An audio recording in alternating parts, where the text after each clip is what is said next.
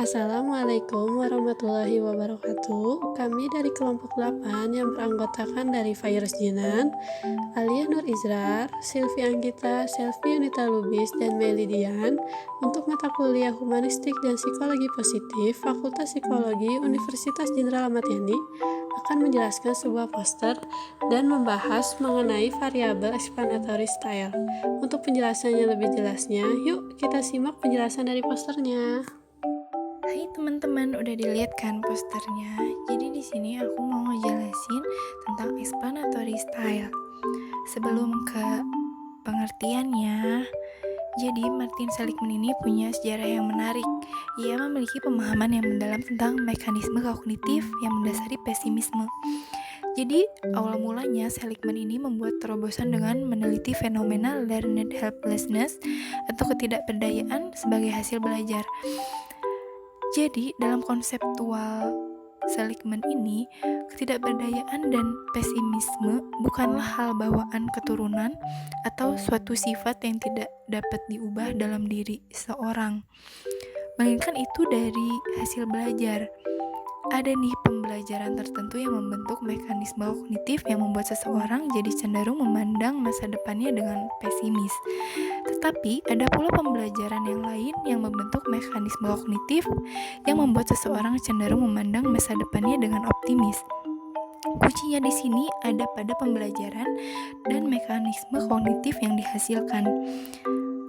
Apa sih mekanisme kognitif yang dimaksud? Yaitu explanatory style. Nah, lanjut ke definisinya dari Martin Seligman. Explanatory style adalah bagaimana cara kita menjelaskan atau memahami diri kita sendiri dari berbagai peristiwa yang kita alami, baik itu dalam hal yang pesimis atau yang optimis. Lalu ada beberapa hasil riset yang mengatakan bahwa pesimis salah satu dasar dari depresi dan optimis salah satu dari kebahagiaan. Kalau orang yang optimis dalam menghadapi masalah, ia cenderung merubah diri menjadi lebih baik, tidak menyalahkan dirinya sendiri. Jadi dia gak akan depresi dan dia akan bahagia gitu. Yang ketiga, menurut Shire, orang yang optimis memiliki tingkat subjektif well-being yang lebih tinggi. Kesejahteraan subjektifnya lebih tinggi dibanding orang yang pesimis. Misalnya, di saat dia menghadapi peristiwa stressful seperti melahirkan, pengobatan untuk kanker payudara, atau kegagalan upaya hamil melalui metode in vitro fertilization yang sering disebut bayi tabung gitu.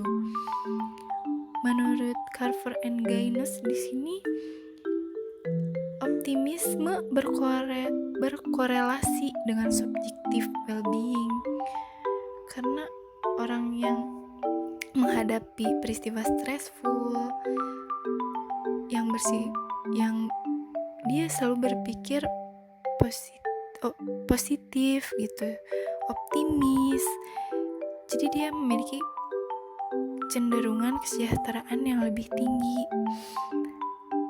jiwa mental yang sehat karena dia berpikir optimis gitu.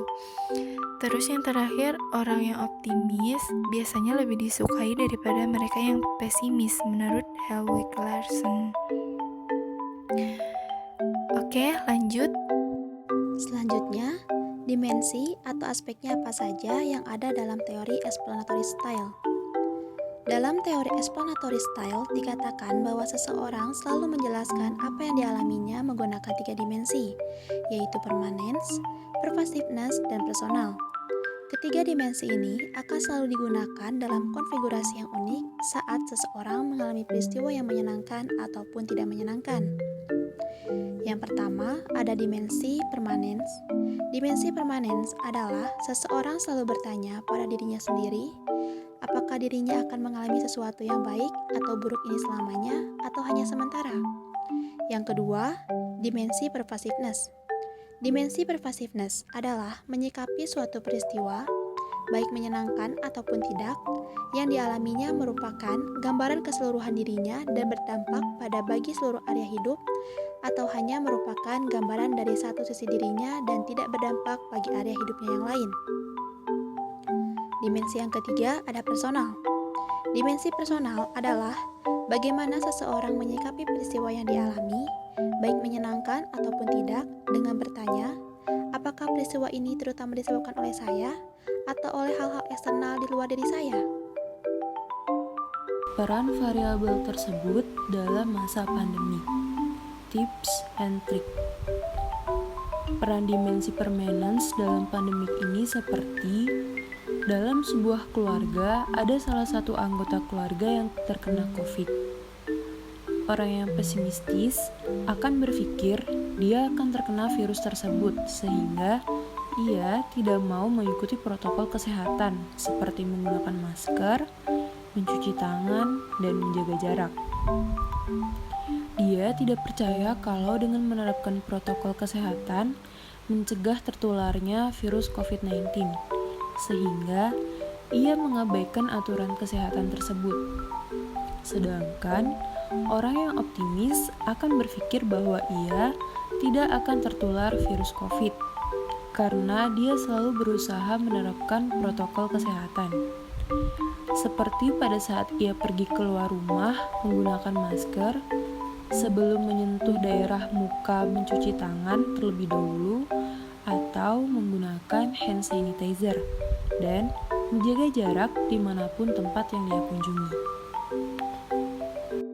Peran dimensi dalam aspek pervasiveness dalam masa pandemi ini sama seperti tadi, yaitu ada sebuah keluarga yang salah satu anggota keluarganya terkena COVID, di mana dalam dimensi ini, orang yang pesimis akan berpikir bahwa salah satu anggota keluarganya terpapar virus COVID-19 dikarenakan dirinya yang sering menyentuh tubuhnya dengan tangan yang kotor setelah menyentuh barang dari luar, di mana itu dapat berdampak buruk pada kesehatan dirinya dan menggambarkan bahwa keseluruhan dirinya yang tidak mampu menjaga kebersihan dengan baik, sehingga dapat berdampak pula pada anggota tubuh lainnya karena ia hidup tidak bersih yang mampu mengakibatkan lingkungan sekitarnya terpapar virus COVID-19 akibat perilaku dia yang tidak sehat. Sementara, orang yang optimis akan berpikir bahwa saudaranya tersebut terkena virus bukan karena dirinya yang tidak bersih dalam menyentuh barang, tetapi dikarenakan barang yang ia sentuh tidak terjamin kebersihannya dan ia harus membawa barang tersebut walaupun barang itu tidak tahu kejelasan bersih atau tidaknya. Dan sebenarnya perilaku asli saudaranya itulah sangatlah sehat dan bersih dalam melakukan apapun, baik dalam berperilaku maupun dalam bekerja. Selanjutnya ada peran dimensi personal dalam masa pandemi. Sama seperti tadi, ada sebuah keluarga yang salah satu anggota keluarganya terkena COVID. Dalam dimensi ini, orang yang pesimistis akan berpikir bahwa salah satu anggota keluarganya terpapar virus COVID-19 karena dirinya beberapa hari yang lalu keluar rumah tidak menggunakan masker, sehingga menularkan virus tersebut ke saudaranya. Akhirnya dia terus menyalahkan dirinya dan dia berpikir bahwa akan ada anggota keluarga lain yang ikut terpapar virus tersebut. Sedangkan orang yang optimistis akan berpikir bahwa saudaranya tersebut terkena virus bukan karena dirinya, tapi karena beberapa hari yang lalu saudaranya pergi main bersama teman-temannya, atau karena faktor eksternal. Jadi saudaranya tersebut terpapar karena kecerobohannya kurang menerapkan protokol kesehatan. Dengan begitu, untuk mengatasi berbagai macam aspek yang telah terjadi, harus menerapkan tips and trick agar tidak terjadi hal-hal yang tidak diinginkan. Yaitu tipsnya dengan selalu memperhatikan setiap protokol kesehatan yang sudah diatur dan menaati peraturan yang telah diatur oleh pemerintah. Serta trik yang harus diterapkan adalah dengan menggunakan masker medis agar terjamin keamanannya, menggunakan hand sanitizer apabila telah menyentuh benda apapun, menjaga pola makan, pola hidup sehat dengan rajin berolahraga minimal 30 menit dalam sehari, dan rajin mencuci tangan memakai sabun sehingga dapat terhindar dari virus COVID-19. Sekian penjelasan dari poster variabel explanatory style. Mohon maaf apabila ada salah kata. Terima kasih. Wassalamualaikum warahmatullahi wabarakatuh.